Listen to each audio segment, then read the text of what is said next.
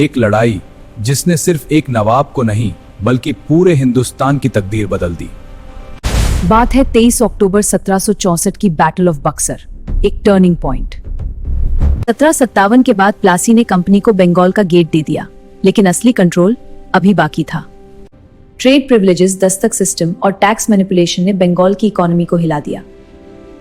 मीर कासिम, एक ऐसा नवाब जो पपेट बनना नहीं चाहता था, उसने कंपनी के स्पेशल ट्रेड राइट्स खत्म कर दिए। और यही रिबेलियन से शुरू हुई असली तकरार।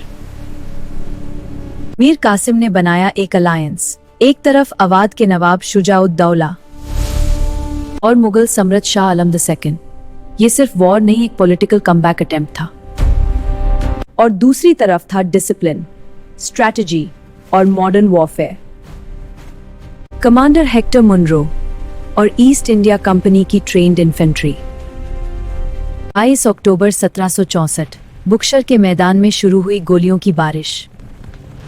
इंडियन अलायंस नंबर्स में ज्यादा था, पर डिसिप्लिन और आर्टिलरी ने खेल बदल दिया।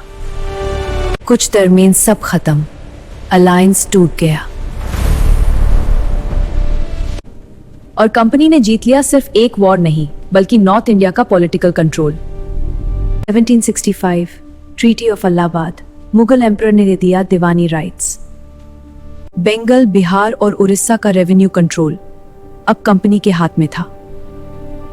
यह सिर्फ पॉलिटिकल विक्ट्री नहीं थी, ये इकोनॉमिक टेक ओवर था।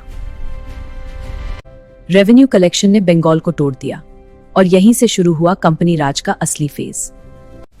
याद रखिए, बक्सर ने कंपनी को बना दिया रूलर और भारत को बना दिया रेवेन्यू सोर्स।